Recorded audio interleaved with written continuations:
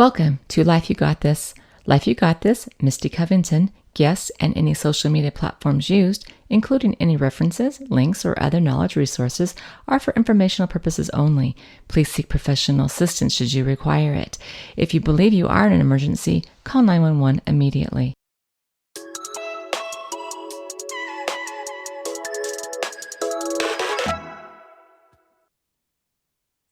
Hello, everybody. This is Misty Covington, your host for Life You Got This. And today we have a special guest and co-host. Her name is Cheryl Robertson. Hi, Cheryl. How are you doing today? Hey, good. How have you been this week? Yeah. So just so people know, I've been crazy busy and getting over sinus infections, and I got that frozen shoulder thing, so that's still painful. Thank you for asking. Some people are listening to this, and some people will be watching this on the YouTube channel.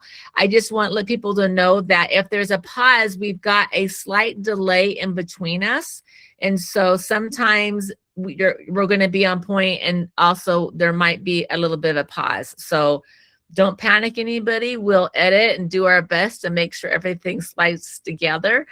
So there's no, well, by the time anyone's listening to this, they don't have any idea. So I don't even know why I'm explaining it, but I am. Just a reminder to everybody that sometimes we talk about hard things and things that might be triggering memories or experiences you've had.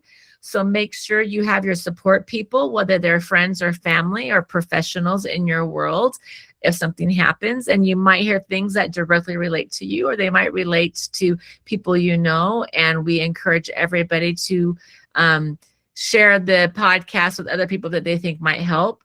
Everything's very organic here. It's not scripted. And sometimes we have a plan of what we're going to talk about, and it turns left instead of right. And that's kind of what we're doing today. Today's topic is going to be about loss, specifically through death, like widowship, I will say.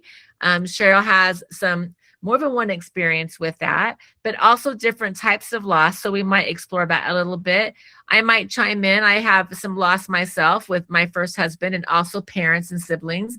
And then I also know other people in my world, professionally or personally. And so sometimes things might resonate, and I might bring them up as examples in order to help people relate or feel connected or relatable. I think that I like learning from other, that's why I do this. I like learning from other people and hearing their stories. I always find strength, even in things that I might not have experienced myself. I find it helpful and empowering to myself. And so that's kind of what we're doing, is just to remind people that this is their life that they're living, and they got this, they can do it. So on that intro, Miss Cheryl, we're going to talk about, loss through death. Your first introduction, you had loss before that, but why didn't you tell me about, you told me about your first husband, so you can start there. But if you have somewhere else you're wanting to go, then you just do whatever you want. But if not, we'll start with that first husband. Okay, the first husband that I married basically right as I graduated nursing school. I had dated him, and we were two nurses in nursing school, and I had married him. He was 10 years older than me, and I was married at 21, 22. We'll find that I'm not real good at math here, but around that time.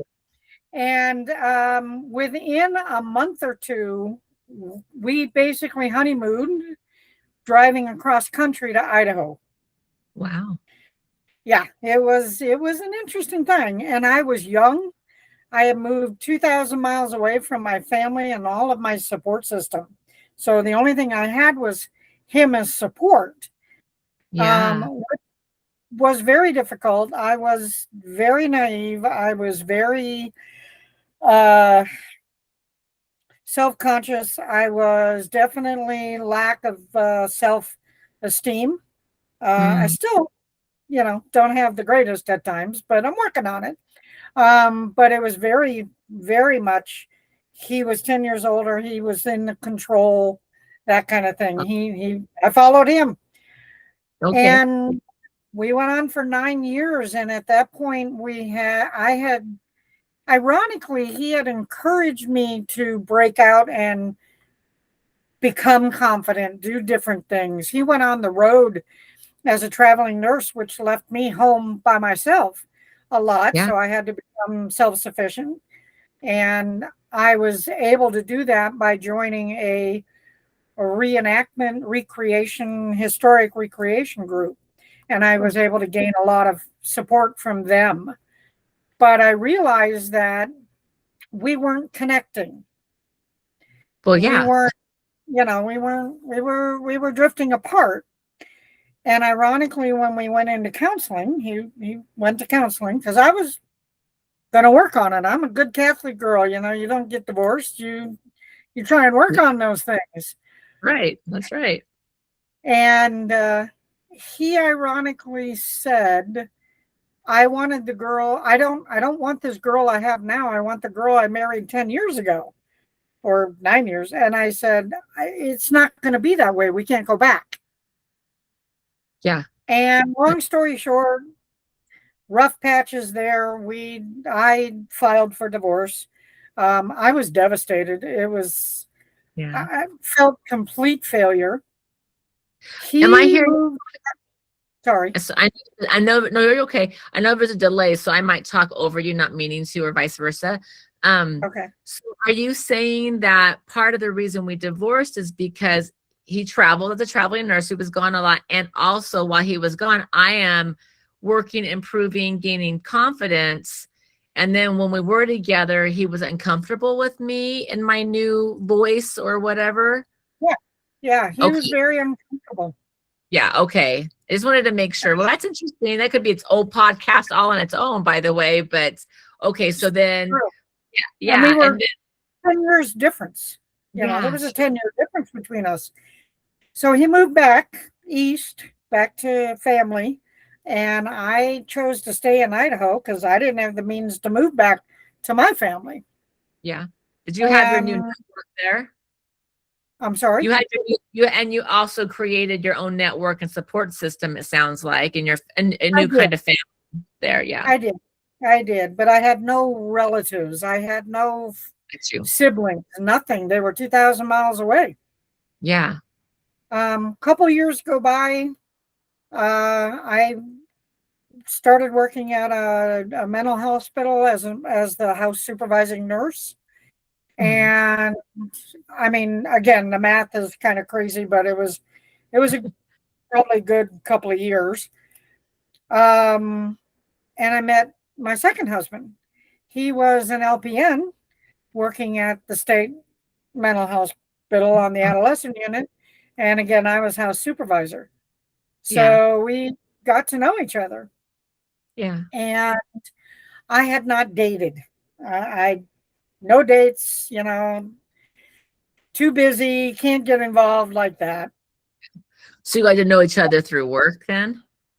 Yeah, we knew each other through work. Yeah. We would spend our break time chatting and things like that. That's where they court. And the work break room where we date. Yeah. And I knew that it was more than friendship when he said that his father was ill and he was going to Vegas to see his father and that he was seriously considered moving. Oh. And my first thought was, he can't move. I'll never see him again. Right. That's when I knew. Oh, I caught feelings for this guy. Yep. Yeah. But of course, didn't want to admit it. It's like, I had just recently been divorced. In my brain, it was recent. A couple years isn't long. I mean, it's long and not long at the same time. Yeah. So things went on. We eventually flew back to Chicago, where my parents were, and he asked my dad for my hand in marriage. Oh, very cute. That's very traditional. It was because my first husband did not, and my father blew a gasket. Oh, he was not happy with that. Okay. Your father's very traditionally Catholic. 100% Italian, you betcha. Oh, even that. Okay. My first husband was was Italian, so I'm with you. Yeah, my dad was not a happy camper. He was the Yeah, second time around. yeah. That's because your second guy did it right, according to Dad. So he Good. was only 4 years older than I was. We got married, and about 6 years into it, again, years are fuzzy. Sure. I had heard my first husband passed away. Oh wow. What was And that like? it was a shock. It really was, because I had actually seen him after I got married and had two of my three children, because I Wow. didn't have children with him. Mhm. And we kind of reconciled and you know And left on a good spot. good. Yeah. It was a good place that we had left Mhm. after a number of years. It was not. We didn't have a lot of assets when I got divorced.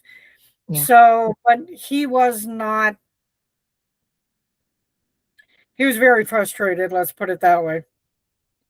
Okay. With a lot of things, and so it wasn't the best parting. It was a little acrimonious, but not horrible. Okay.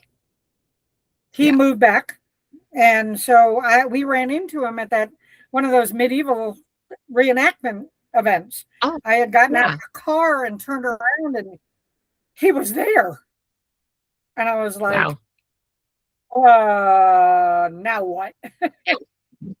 Blast from the past right there in front of me. Oh, I was shocked for most of the day. We kind of did one of these things, you know, kind of round each Right. other, and then we ended up at a point where we were right next to each other, Yeah. and Yeah. we kind of left in a good spot.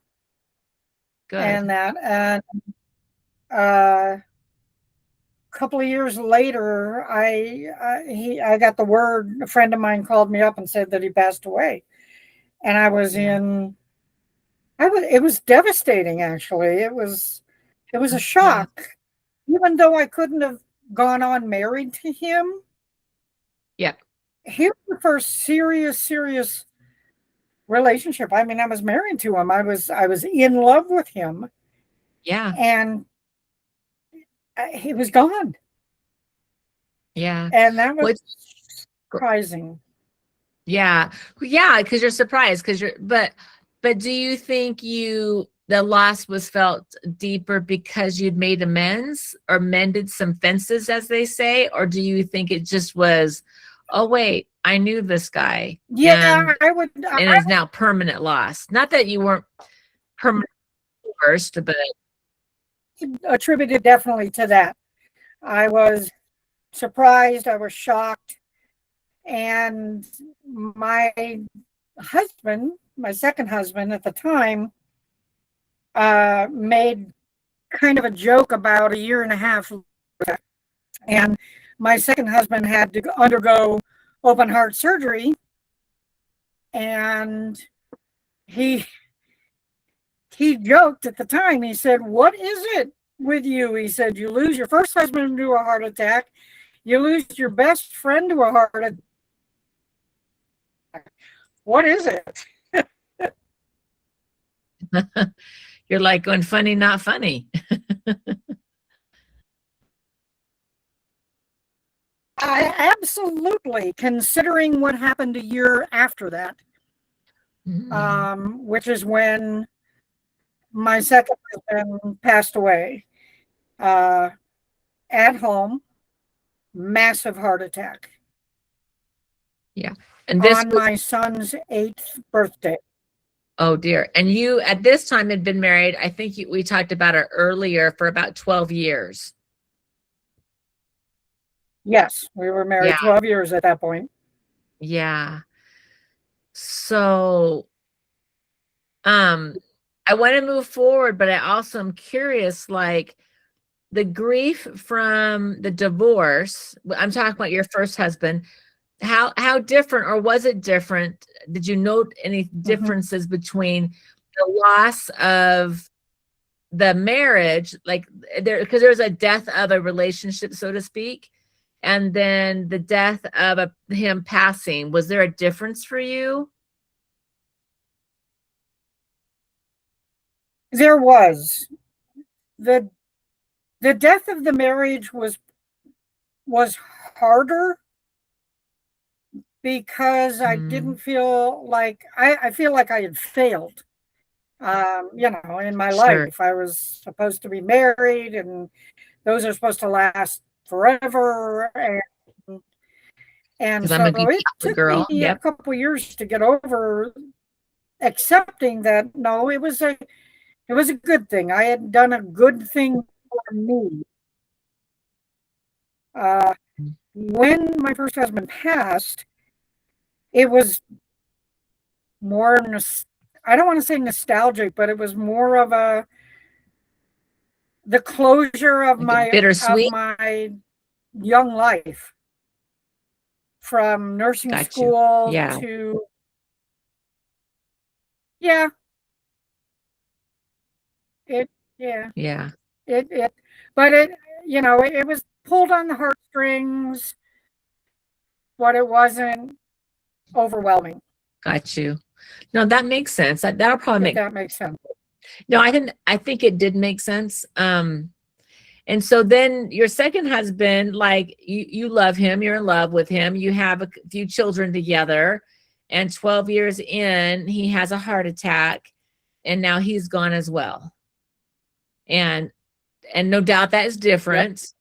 So, but you're also saying to add to the grief, he also happens to pass away on the day of our son's birthday. So I've got this 8th birthday boy who wants to celebrate, but he also is losing his dad. He's lost his dad. I've lost my husband. How can we grieve and also, like that? That is not an awesome memory. You know what I mean? Oh, every year I have my birthday, I also is the death day of my dad or my spouse. That's an interesting juxtaposition that most of us don't have that specific experience with our losses. Some of us do. But so what was that like? It was, and to complicate that time, we were also in the middle of moving. We had to suddenly move. And we moved, the week of his passing, I had to move. Oh my. And yeah. It's a huge life-changing event. And those life-changing events were for my children as well, who went through the loss of their father and the loss of the home that, for the most part, they pretty much spent some of their childhood in. Yeah. Wow. I probably spent the majority of a month in nurse mode, that I call nurse mode, managing things, putting everything back behind me. I don't have time to grieve. I've got to deal with the kids, or I got to do this with the house. I got to get moved in. And while that's productive on the surface, it doesn't do a lot for your mental health. Right. Tell me what you did. You and I had spoken earlier. You were saying for your son's birthday, you did something for his birthday, so that, will you share with me and the listeners who are joining us what you did, which I thought was sweet.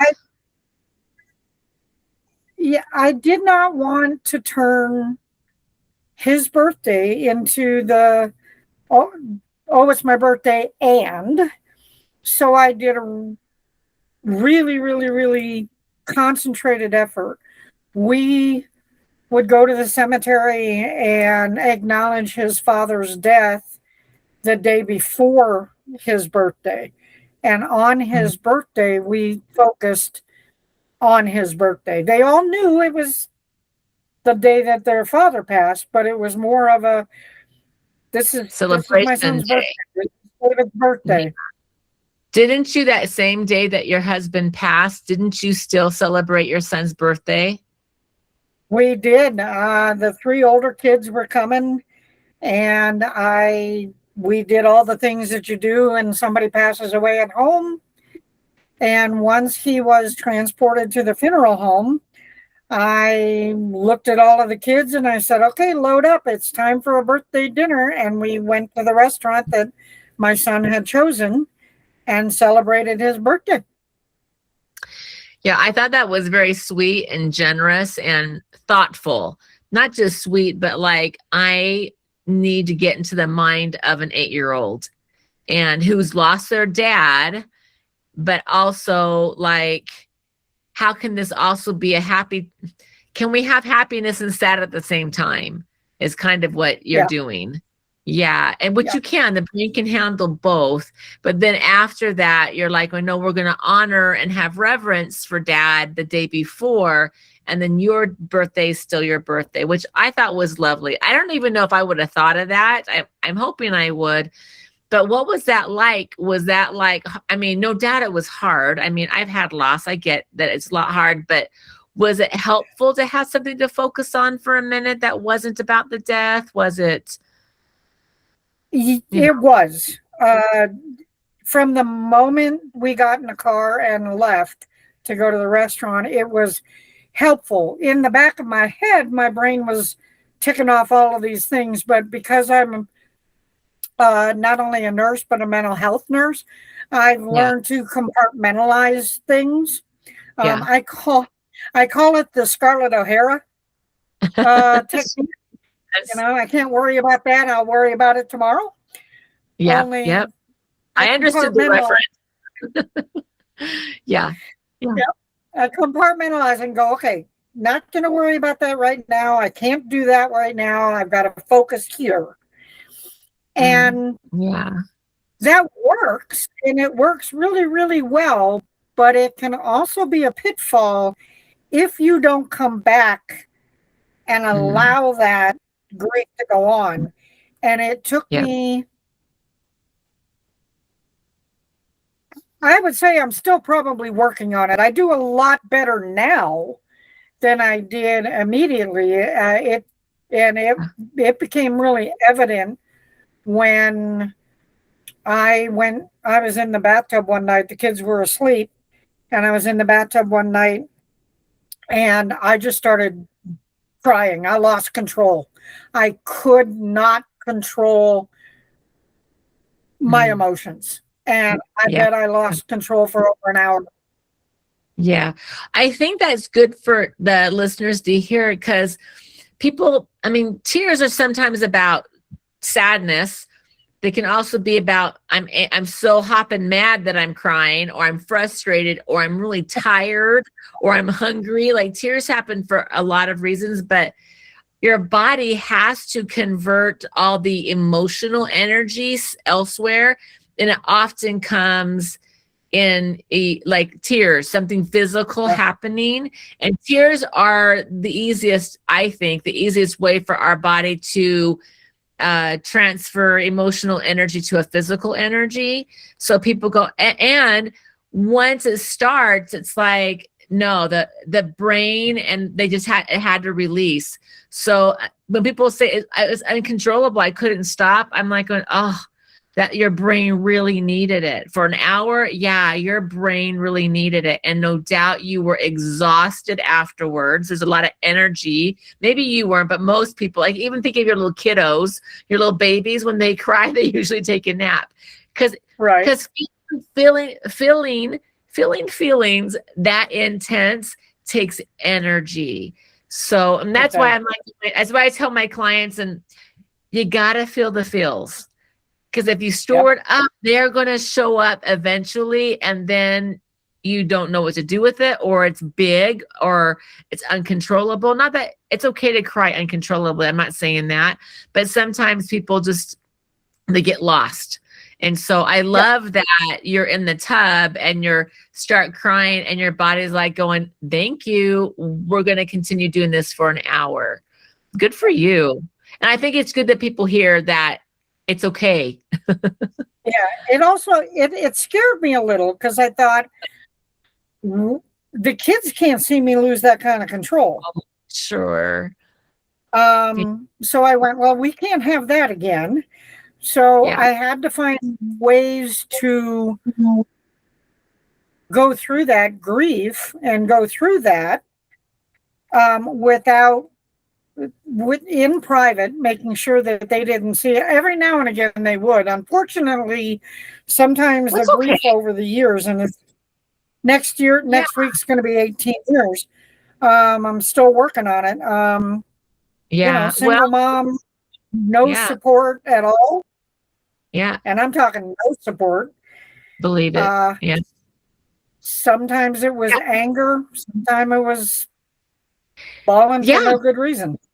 Yeah. Well, grief can look that. Sometimes grief looks like we're all buttoned up and we got it. And other times we're angry, or we're sad, or we're scared, or we're just one big ball of overwhelmness. I think it's okay that that our kids see us do that, because we can model healthy grief. But also, like, to your point, you're like going, I didn't want it to scare them or alarm them. And so you're like going, how can I want to make sure it's balanced.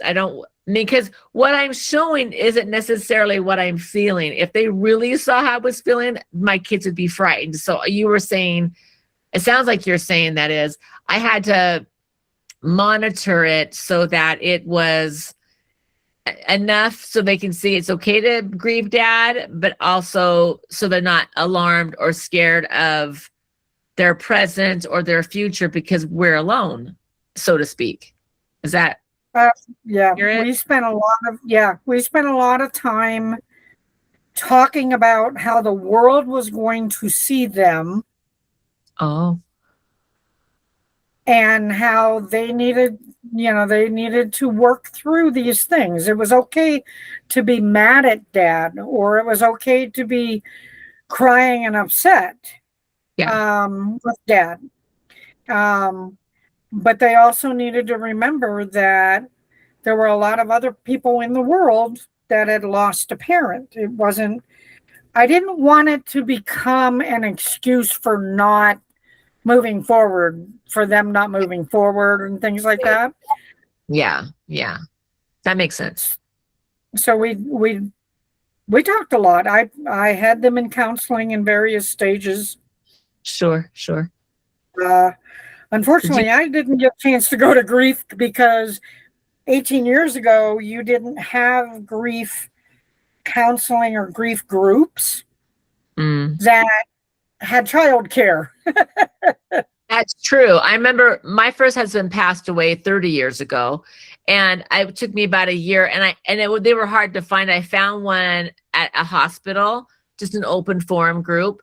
Most of them were there because of illnesses, because it was related. Mine was not an illness. Mine was a sudden icky death. But I have a show on it later. But he was gone for over a year before I found that.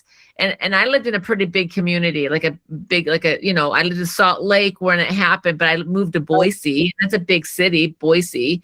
And that's where I found it.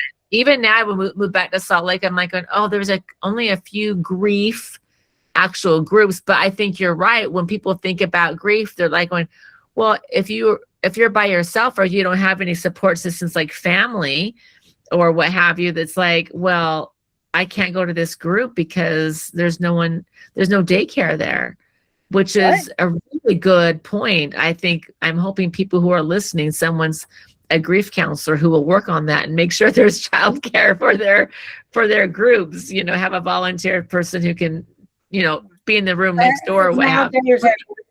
I sent my kids to grief camp and things like that. It was good for them. Did they like that and appreciate it? Yeah, I think when They you like to. They told me they did. Yeah, well, groups I think are helpful because you process more quickly in general, but it's also this camaraderie of, oh, we might have different experiences with death, but we also have similarities. And so that person gets it. And so that's helpful. But you're saying, so I think that's cool for them, but you didn't necessarily get that for you. No, I did not. I had to come up Yeah. with my own method, and it's taken me a long. I came up with the method quickly, but it's taken me a lot longer. And Mm, looking back at how the kids were raised, they've always said, I wish you hadn't been a nurse because we couldn't get out of going, being sick. But some of it was also, um, or out of school, excuse me, getting away with going to school. Um, but a lot of my grief and some of the things that I wasn't handling well, it was coming out as being a little bit more angry with them or being a little bit more strict with them. oh, Don't really? get me wrong. We had a lot of, I always made sure we had at least 1 or 2 summer trips and things like that planned. But that day-to-day thing would creep up on you and get frustrated with you. I had Yeah. to come up with a way to figure out how to deal with the problems of being a widow. And I Yeah. didn't have the husband, but I didn't have the family support either. Yeah. Yeah. And you had little ones to take care And I of. had, yeah, when they were 10, 8, and 4. Yeah. Yeah. Barely in double digits. Yeah. And 10. Yeah. Yeah. I mean, the Yeah. day So, my husband died, my 4-year-old came out and sat on my lap and said, "Who's going to take care of us now, Mom?" oh, wow. You're like going, I don't know how to answer that. Or you're like, Look when at I, I got this. You're like, I will. I got this. We got this. We can do this. Yeah. But also right. like, inside, you're like going, I hope I got this. You know, like, yeah. Yeah. Absolutely. So when you were saying you came up with your own methods, what are some things that now there's probably some things you're like going, I wish I knew that, or I wished I wouldn't have done that. But also like, what are some things that you think like, yeah, this really worked for me? Like, What worked for me mhm, is remembering the problems that I'm coming across as as you go through the down the road of life.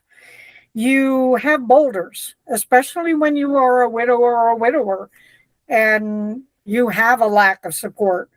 You're going to be getting these boulders. And at the very beginning, first year, second year, third year, those boulders are massive and they can be overwhelming. And they'll stop you in your tracks and you'll go, now what? So I had yeah, to figure out a way to get over, around, not through them, yeah, because you can't go through a boulder without pulverizing it.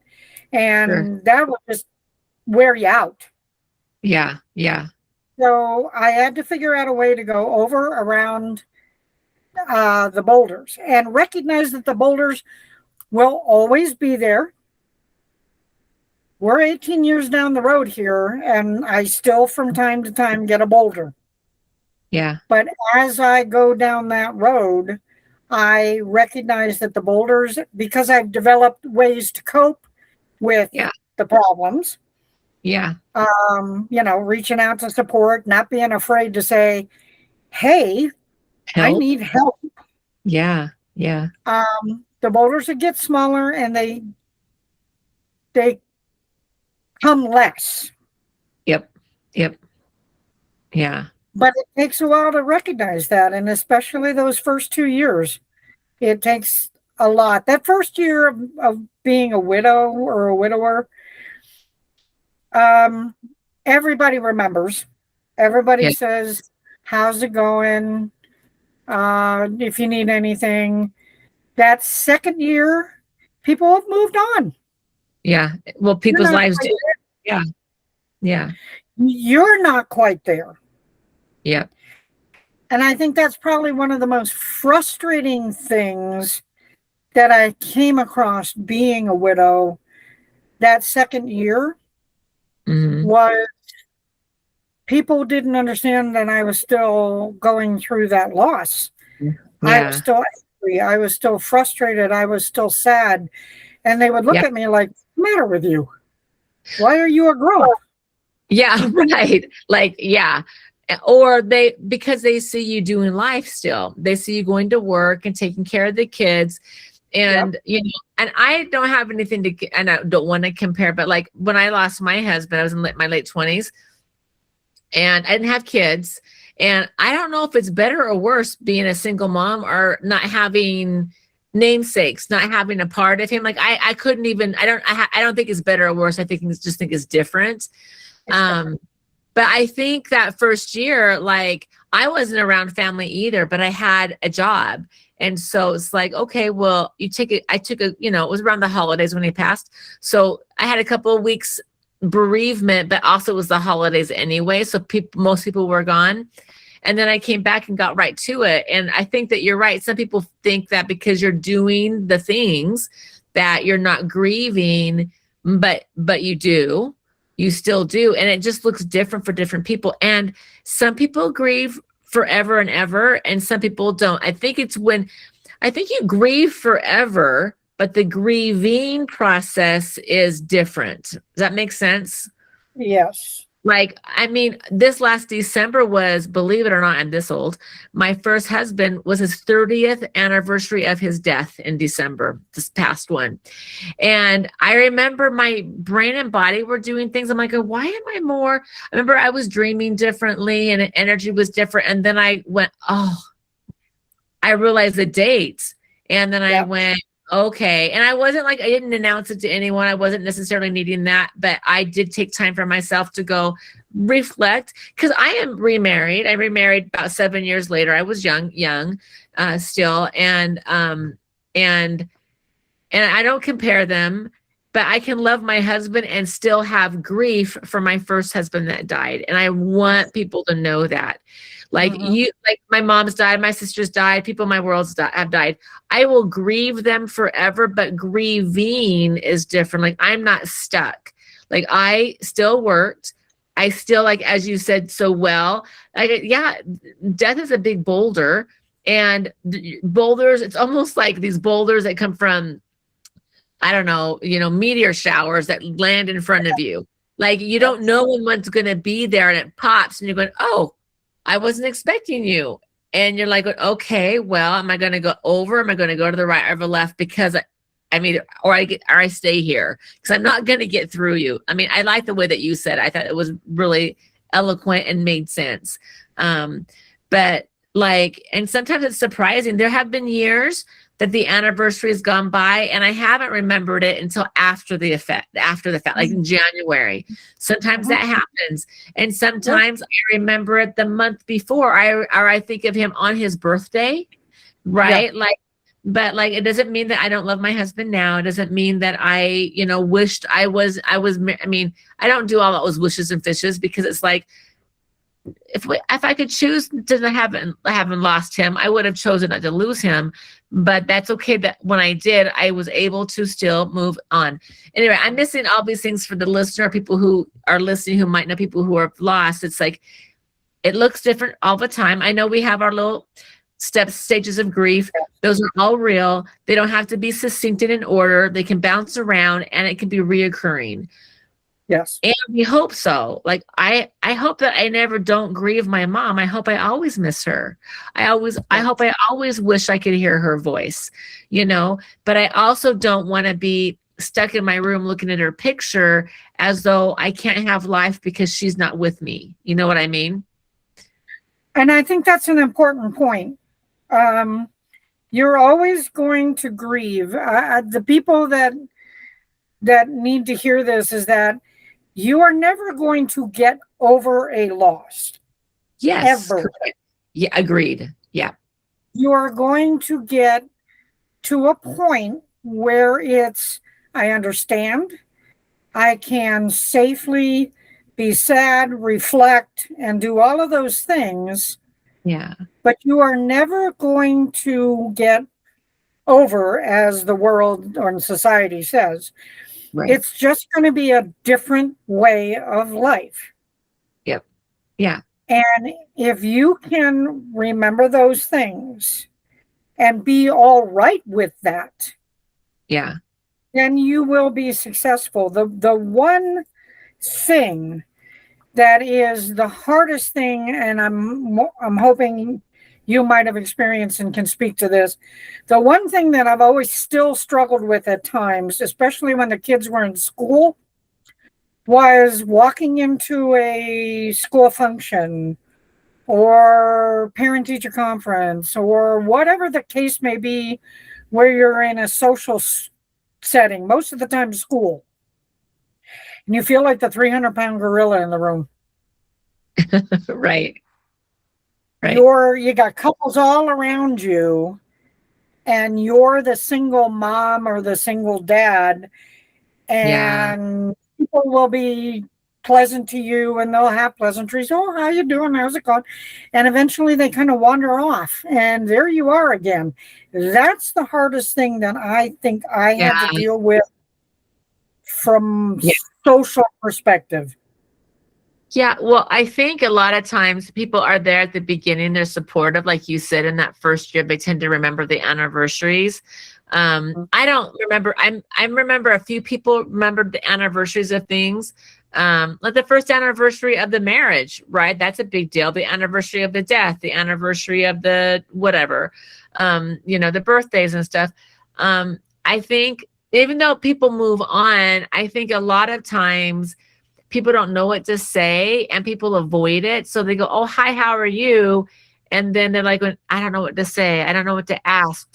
Or I'm asking this pleasantry, but really I'm wondering how they're doing because it's only they're single and they're a single mom, but I don't dare ask that because I don't want to open up a can of worms and now we're crying. Or what if they say something, I don't know what to say back. I find in my personal and professional life that most people are uncomfortable anyway, and so they tend to avoid it, not because the other person has the plague, so to speak. It's because they don't know how to deal with the emotions and they don't know what to say and they don't want to say the wrong thing. But that being said, most of us are like going, say the wrong thing. Please say the wrong thing. I just want someone to try to connect. I used to, as I was starting to realize it in that second and third year, and people would ask me how I'm doing, and I would look at their eyes because their eyes would tell me that they'd be like, just don't say anything. Please don't say anything. Don't tell me you're not doing good because I have no idea how to deal with it. Right. And I would see that look in their eye. And for a very split second, I would want to get very boisterous with it and say, how the heck do you think I'm doing? I'm a single mom with 3 kids and no help. And I still miss my husband. Yeah. And it's been 3 years and I still miss his face, Yeah. Yeah. I know. But of course you say the famous thing, oh, I'm fine. Yeah. We as widows and widowers don't let on. And I think that's also a mistake from our perspective. And maybe not a mistake, but we could do better for ourselves. Do better. Yeah, we could do better for ourselves. Yeah. Well, things are okay, but I'm finding some other things. I think the other thing that was frustrating. Yeah. As I went along, you asked before, some of the things that are frustrating and things that you have to learn to deal with. That was one of them. And I learned how to let people know that I was not doing okay. Yeah. Yeah. But in a way that it didn't scare them. Yeah. Yeah. I know that's courteous to them, but it was also a good exercise for me. Yeah. Yeah. Sure. I think sometimes, you talking about eye contact. With my first husband, I found myself not giving eye contact. I think I was afraid subconsciously if someone looked me in the eyes, they would see all the feelings. And I thought if I start, I won't be able to stop. And I didn't want people to really see how devastated or sad I was, because I knew they wouldn't be able to do anything anyways. And I'm in my young 20s. I've had more life experience. I'm more mature. I would probably do it differently, but that's just how it just happened naturally. But that first year, people weren't necessarily thinking of me. They were thinking of themselves. And I don't mean that in a bad way. I mean, like, a best friend, a family member, my mother-in-law. People would call me and talk about how they were missing him. But even though I wasn't talking about me, I was doing more listening, helping them feeling well. It still helped because we got to talk about it. The number one thing that people do that's actually beneficial for the person who's lost a person through death or any other ways, but we're talking about death, is to talk about it. In fact, when I do grief for individual groups, we talk about the person who passed. We talk about the things they miss and the things that were funny. And I often have them bring something that reminded them, like some trinket that was a memory that reminds them of that. And I have bring it and we talk about it, or we will write letters. We do so many things so that they get to talk about all the different thoughts and feelings and losses. I even have a writing assignment that I say, I want you to write a letter to someone who doesn't know about this loss, and I want you to talk about how you lost this person. And it's really, and by the way, I did all of these things too when I was going through my things. Like, I did the same things, and very beneficial. It's very different talking to someone who knows about the loss and then telling someone about the loss who didn't know about the loss. Even though we don't ever send the letters, it's just more about, it's just the assignment. But yeah, I think there's so much to, like, hey, please ask me. Or if you ask me with the intent to listen, or give me some space to go, like you were saying, kind of a controlled answer, like, you know what? I love that you're asking, and I'm not doing well. I'm having a hard time. There's a lot of sadness and I'm missing him. That being said, we don't need to talk about it, but I love that you asked. That would be a controlled answer. Like, you know the truth. I'm struggling. Don't know how much you really want to know. Was it just a nicety? Oh, everything's good, you know? And it's okay also to give the I'm fine answers, because sometimes we're not in the space where we want to feel and talk deeply. It's just make sure that we're making space for people who are grieving in all the ways, and make space for ourselves to grieve in all the ways. Because if someone asks me a question, I might go, I don't have the energy to be honest. I'm just going to say things okay. You know, I just don't have it in me today. I'm exhausted and I don't feel like crying. I don't even know if I have the energy to cry or be honest. So I'm just going to go, oh, I'm getting through it. You know, things were steady as she goes, you know, anyway. Yeah.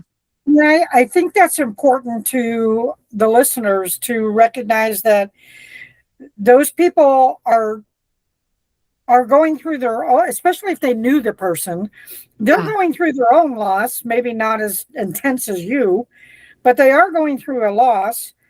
And it's okay if they're not ready to talk about it and you are. So if you are ready to talk about it, find the people that want to talk about it. Reach out. I think of the lessons that I learned throughout this is keep talking.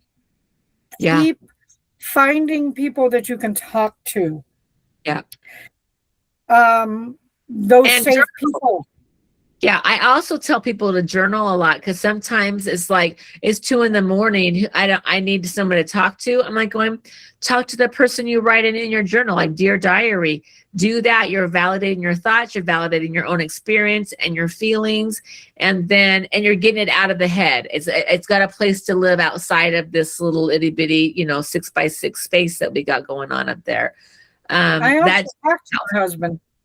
yeah, yeah, I me talk too. to him a lot. Yeah, I don't talk to my first husband as much as I did at the beginning, but at the beginning I did, and then there was a point where I'm like going, "Hey, I would pray. I wouldn't pray at first because I felt homesick for him when I prayed, and so my prayers would be like, "Okay, dear Heavenly Father, I'm really sad.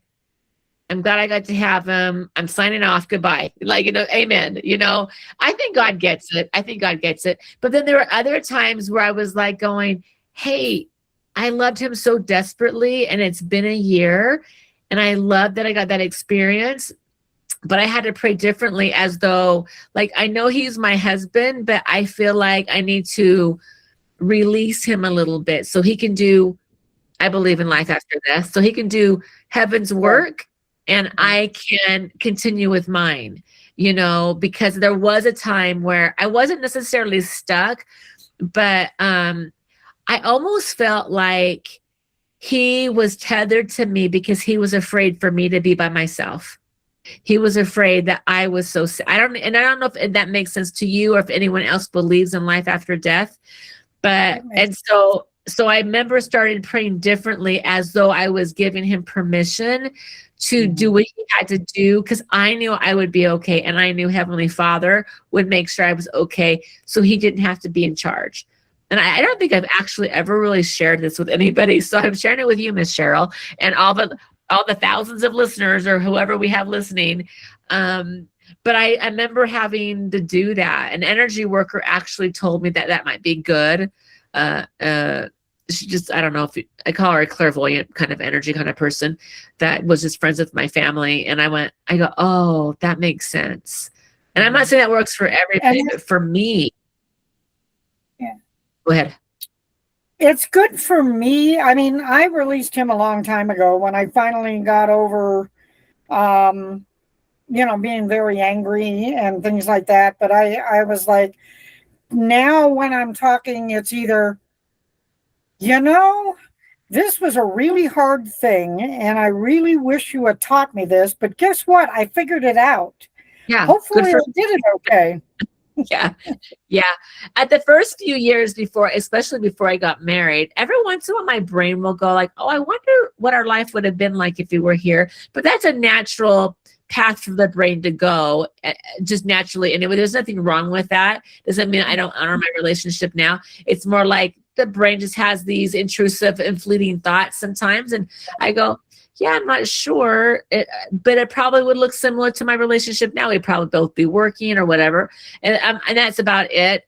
But when he was first gone, and I was like, I stayed where we're in our home for a while, and then I moved a couple of times, and I went back to school.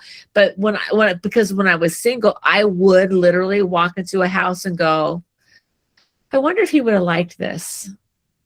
And then I had that conversation, like, when, you know what, he would have liked anywhere where I was at, and I would have liked anywhere he was at, and that's okay. And this is my home, and and it's okay that if he did or didn't like it, I mean, I'd had those conversations, but I think that's something that people, if they've experienced in it, or if they know someone who is, like, that's a real thing. People will do that.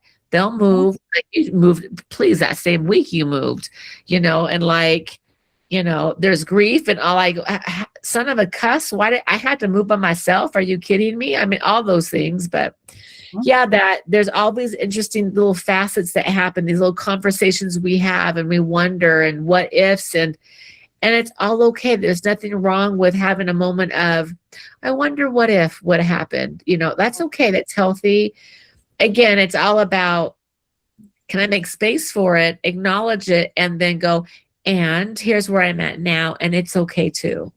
And it's okay to think about it and move forward. Yeah. Yep. You're right. And I think that's, society is better than it was 20, 30 years ago about recognizing that, people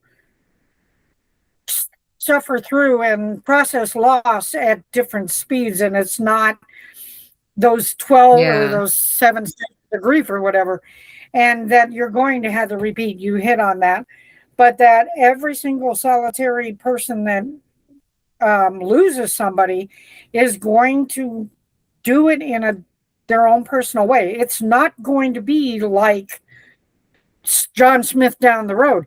And the losses that I suffered from January to June, over the years, all of the losses of my family, my mom, my dad, my aunts, my uncles, and my husband, have all literally happened between January and June. So January to June. Grief. Yeah, you're like, but I'm right in the middle of the fire. Yeah. Of all but the anniversaries. each one of those losses, however, is an individual loss, and it's a different type. And I think it's really important for people to understand that even though I'm dealing with a dozen losses between those months, each one of them is different. But the most intense one is, of course, the one, the spouse, the husband. Yeah. That's a good thing. Yeah.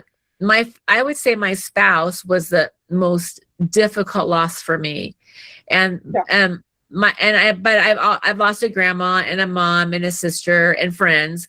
But it surprised me after, and I figured they would be intense. Like mom and my sister are both intense for different reasons, but I was surprised at how my sister's passing felt more real, maybe because we're closer to the same age and it's a peer, and it was different than a mom who I, would expect to pass. She's passed of an illness, but I would expect her to pass before. I don't really know. I'm not trying to like solve the, why was it different so much, but I was surprised at how different. I felt more mortal with my sister. But you're right, because it's a different I still feel sad and grief. And the intensity or the little subject bubbles, if you will, around each loss are different. The things that I grieve for my mom are different than the areas or the subject bubbles that I grieve for my spouse or my sister or my grandma or my friends. They're just different. And I think I'm glad that you mentioned that. That's a really good point that for people. You said something earlier and it reminded me of something. It'll come back to me maybe. And I think, one of the things that is just surprising to people, and I've helped some friends along the way who have lost spouses, and I've learned, look, each one of those, like we said, is going to be different. But I think the number one thing is to not stop talking. Yeah. I don't care if you call me at 2 a.m. Right. Talk to me, text me, do whatever. I'm not going to go away. I will do my best to be responsive to you when you do call. Yeah. If I'm cold, I'll answer the phone. Right. Yeah. I think that was kind of reminds me of what I was going to say, is that some people who are maybe experiencing the grief, but not firsthand like we are. I think people who are like, move on, get over it. I think two things. I think either they're so uncomfortable with the grief, like I don't want to be in that space, so they're avoiding it.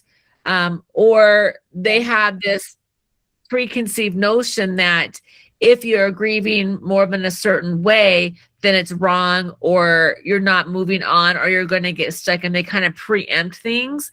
But I think people who are like avoiding it or wanting you to move on or what have you are either avoiding it because they're uncomfortable with the feelings, or they just don't want you to hurt so badly. And so they're trying to fix it for you. Like, oh, don't be sad. Or it's okay, you'll be fine. Because maybe they're uncomfortable with your feelings too, not just about the death. But sometimes I think people are trying to fix things for us so that we're not hurting. Like, I remember my parents getting off the plane and I had to go get them because I lived in a different state when it happened. I did that too. And I remember picking them up. When I saw them coming through the doors, I was on the other side to pick them up. I remember just falling to the ground. And I remember crying because I was so sad, but I also remember crying because I wished I could help them help me. Like, I remember crying, like, I don't know how. There's nothing you can do to help me. There's nothing that you can do that's going to save me from these feelings. There's no way you can fix it. And I remember grieving for their inability or having them feel bad because they couldn't help me. My parents, they felt so sad for me, but also so sad that they couldn't help me. And that's the other thing. Like, every person has to go through it. There's no shortcuts. There's no shortcuts. And even when people come to me to do grief work, and sometimes they come right away, sometimes they wait a little while till the dust has settled, so to speak.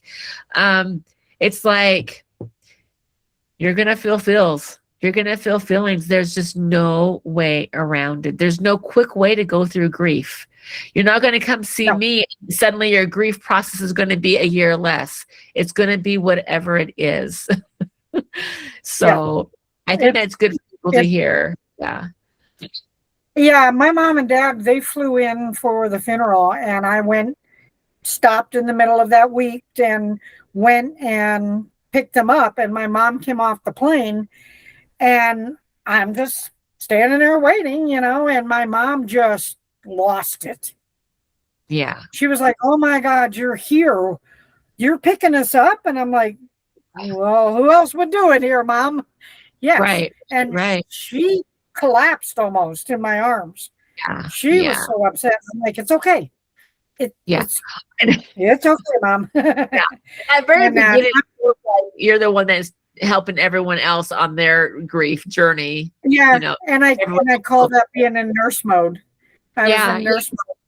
Yeah. I mean, my husband passed on a Saturday, and on Wednesday, I went to the title company with my parents to sign for the house that I bought. Yeah.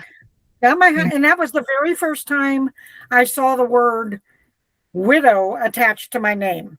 Oh, so if anybody has ever bought a house and you read those, you see your name and it said my name and widow. Yeah. And I'm like, that isn't good. Yeah. Okay. Yeah. I'm a widow. At first, I remember not liking that, but then after that, I felt it a place of honor. Like, no, I did the work for it. I was married. We loved each other. And it wasn't like a badge of honor necessarily, but I'm like I honored, like, yeah, that's right. Yep. That's me. Look, I'm strong. Look at me. And I'm still here, that kind of stuff. It was more like that kind of. And that's how I felt when I went through the signing with my dad sitting next to me. And we walked out of the title company, and my mom turned to me and said, "Well, you've secured your children's future." Well, and I looked at her and I went, "Yeah, I guess you're right." I mean, that whole week of when the loss, he died on Saturday. My in-laws came on Monday. My parents flew in on Tuesday. We signed for the house on Wednesday. We had the wake on Thursday. And this whole week we're packing the house because we have to be out of the house by the end of the week. Yeah, right. Thursday we had the wake. Friday we had the funeral. Saturday I moved. Yeah. Wow. Whirlwind. Yeah. I'm kind of curious just to shift gears. Like, it's been a few years, but you still do grief things. You're not necessarily grieving the same way, but you still have grief, right? Mm-hmm. What are some ways that, like, sometimes I'm tearful, and I don't do this as much anymore because it has been 30 years, and life does happen, and I'm okay with that. But even years after he's passed, I moved away from Utah, and now I'm back in Utah. I've been back for a few years. But sometimes I would come and visit. I would stop by the cemetery and, do my salutations or whatever I would do. Right. Like even though he was much older than I was, but he was always a kid at heart. So I used to give, people would know if it was me at the site, because I would do those little pinwheels that you blow the air in. And so that was my signature. Like the first time I did the flowers from our wedding, because we chose the flowers that we chose. He liked red roses and I liked calla lilies. That's what we had for our wedding. So the first time I took those there, but after that I did the pinwheels, and I used to have in the back of my car. So if I had time, I would just go and put the pinwheel. So if anybody knew me or him, they knew that I had been there. But that's kind of how I would honor him and how I would remember him, was like the pinwheel or those types of things. But what are some things that you do to remember or honor or have reverence for him? Well, I now that my son is older, if he comes to celebrate his birthday, he's comfortable now with doing it on his birthday. But I would go to the cemetery the day before. I would take his favorite flowers, which are yellow roses. Nice. If I can't make it to the cemetery on that day or whatever, or the week of, I will maybe watch a favorite movie that we love together. Yeah. Or listen to music. He was a huge music fan. So I'd get out his CDs or find that music and just say, hey, we're having a dance party. Usually once the kids were in bed, or whatever. Or even now, I will listen to the music that he loved. Yeah. That's nice. I was just curious. I think all those things are good. Like, and you also said, like, sometimes I have conversations with him. Yeah. That's the biggest thing. I'll just have a conversation with him. Sometimes it's not when I'm frustrated or angry or happy. I'll just say, hey, how's it going? Yeah, what's up? Yeah. Let me tell you my day if you haven't already watched it. Did you, with your kids, the anniversary, you would do it the day before usually, but were there other things that you would do with them throughout the year that help them? Like, some people will, like, I have stepkids now. They all got not matching tattoos, but they all got a tattoo for their mom. And some people do that, or they have a piece of jewelry, or I don't know. I was wondering. The older boys got matching tattoos of their dad for their the birthday death dates. Each one of the kids got a chance to choose out of their dad's jewelry box or whatever you want to call it. And every now and again, I'll open that box up again and I'll say, hey, you haven't chosen something for a while. Would you like to choose something again? Nice. Because that's good by for the lots time of I go, they're going to have to do something with it anyways. No, but what's nice about that is that little by little they get to, have keepsakes, which are nice, because like I have both my mom and dad. My dad is still here, but I'm more my own class ring. Sometimes I wear different rings for like my wedding band, but I have both of their class rings just because I'm a romantic that way. So sometimes I wear my dad's class rings, sometimes I wear my mom's, sometimes I wear my own. But so that's nice for the keepsakes, but also because you do that every once in a while, it opens up the opportunity for them to talk about dad. Or memories of dad, or checking on how you're doing. So I think that's nice for those reasons too. And we're I've tried to make sure that all the kids understand anytime they're feeling a memory about their dad, don't be afraid to share it with them, with each other, or me. It's not going to bother me. It's not going to make me depressed or whatever the words you want to use. Because I want to hear about the fun stuff that we did. Yeah. I want that memory. Yeah. And even if you are tearful, tearfulness doesn't mean depression. It just means it's a memory and it showed up in tears. It might be, I remember that, or that was funny, or, oh my gosh, I love that we're talking about this, right? So you did not remarry, is that correct? Correct. I have not remarried. Which is fine. I don't think that you need to. I mean, I didn't know that I was going to remarry. It just is kind of, things evolved and shifted. And when I met my second husband, it was like in my face, like, oh, you're going to marry this guy. I actually was like avoiding it, going, what? I just barely met this person. But it's the funniest story, but I digress. It's a different story, but like, I was curious. I didn't think you had, but I just want to double check, and that's okay. Like, some people just don't, and other people do. Yeah. But some people marry, like I've known people who, like, more men than women, but they'll meet someone and marry within just a couple of months. And people think that's off. And I'm like going, maybe for you, but for them, it's a good fit. Hopefully it's, maybe for whatever reason, companionship, love, whatever their reasons, like, I think that's fine. But I mean, who am I to say that someone should or shouldn't get married? But it's okay if you do or don't remarry. And if we're talking about, death of a spouse specific, but if, it's not like, if I have a best friend that passes away, I can honor her, but also have other best friends. You know what I mean? I'm not like replacing her. I'm just like, oh, our friendship was so good. I want to have that same feeling with someone else. That's great. People remarrying, I think, is a way, like, going, oh no, my marriage was great. It was great.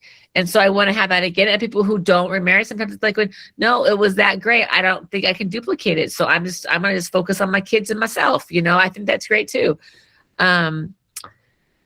Oh, what else was I going to ask you? There's a couple other things I'm trying to think, but I think really, first of all, thank you for spending this time with me. Did you have any other thoughts that you wanted to share with people, or? I think the main thing is, making sure you talk to people. But the other thing that we kind of hit on was realizing that people that haven't suffered losses like that really, truly don't know how to deal with it. And it's not that they're not being mean, or they're not being avoidance or anything per se towards you. It's just they're not knowing what to do. And so acknowledge that and make sure that you are finding the people that you can be comfortable with and release things. The only other thing that I found myself being frustrated with is folks that would say, oh, if you need anything, just call. Just call, just ask. And it took me 3 years. No, it took me longer. It took me about 4 years to finally start asking and pushing that ask a little bit, because when I would turn around and ask towards the beginning, I would get the, I can't do that, but hey, next time, just ask. And I would get frustrated and angry. Yeah. Because, I mean, like, look, you're the one that told me that you would come and help. I'm now asking. I don't need your help next week or next month. I need to help now. I think that for anybody that is listening that hasn't gone through the loss and they make that offer, and trust me, we all do it. We all say, if you need something, call me. Think about that phrase when you offer it. Yep. Because it may take a week for somebody to ask, especially if they're confident in asking for the help, or it may be somebody like me who took 3-4 years to get confident to ask for the help. If you offer the help, be mindful to do the help.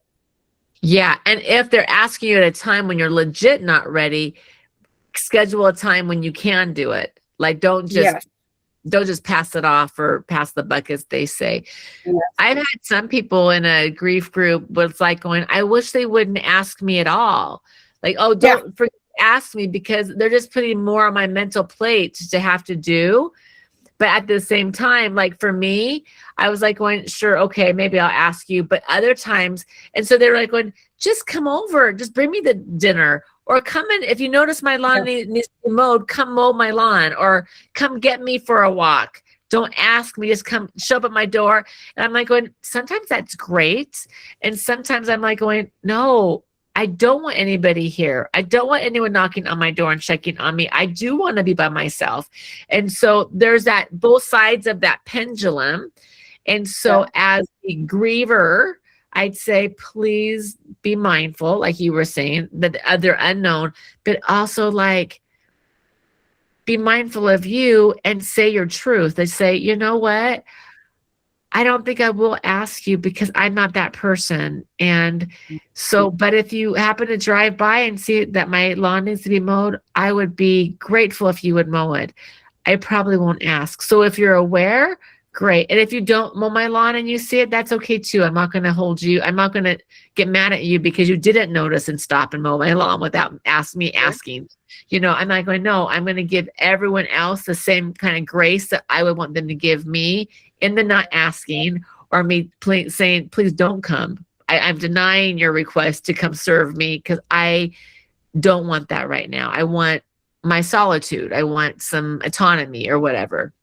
So, and I think in looking back over the 18 years, that was the thing that I would recognize. I would like to recognize that sooner, find my voice and be confident to say what you just said.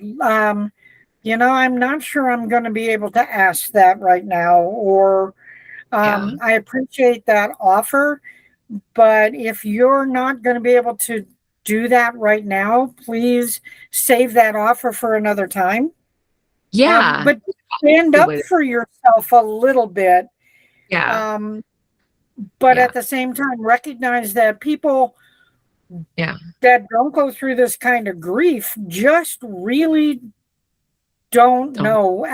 Grieving for a mom, a dad, a sibling, a friend, being a widow or a widower is different. It doesn't matter if you've been married a year, 6 months, or 40 years. There is a difference, and you have to recognize that those are going to be different grieving, and you're going to need grace. Give grace to yourself. Yeah, it's crazy how much grace that's grace in space is what I usually say on the space. It's great. It's amazing how far that goes. So here's my last question for you. And then usually what happens, you know, I will say goodbye to the listeners and you and I will chat a little bit afterwards. So don't hang up when I say goodbye to everybody else. So, knowing what you know now, what would you tell your younger self? It could be advice. It could be whatever you want. What would you tell yourself? I would tell the younger self 18, 20 years ago, give grace to yourself. Let your kids see that you are struggling and invite them in and share that and let them know you also miss them. Like share your journey. Let that go, and that you're going to be okay. You are going to get through this. Yeah. I that last part, I probably would say to myself, my younger self with my first loss, I'd probably say like, I would, it's just like my mantra, you got this. You've got all that you need to be able to do this, you know? Because even in my younger self, I was still great. I was sad to have the experience, but I was also grateful that I had the relationship that I did because it changed my life. The marriage with this person, but also the death of this person changed my perspective in life. Because I'm outside of it. So I would say, girl, you're going to do great. You're going to do great. You can do this. Yeah, you can do this. Just keep 1 foot forward, you know, keep doing it. You got this. That's literally what I would tell her. Now, all my younger selves, Yep. what I would tell that, but I would say this regarding this specific subject. I would say, you got this. But Yeah, at any rate, absolutely. yeah, but thank you, Miss Cheryl, so much for being here. And for everybody else, if you found this helpful, I'm so thrilled. And we're so thrilled that to be a part of this journey if you're going through the grief. And again, if you know anybody else who's going through this and you think this would be relatable or helpful for them, please send them a link.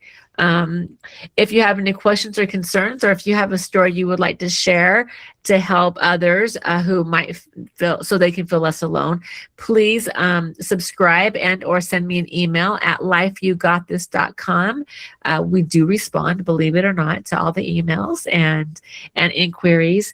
And remember, this is your life. You got this. Have a good rest of your day. Bye-bye.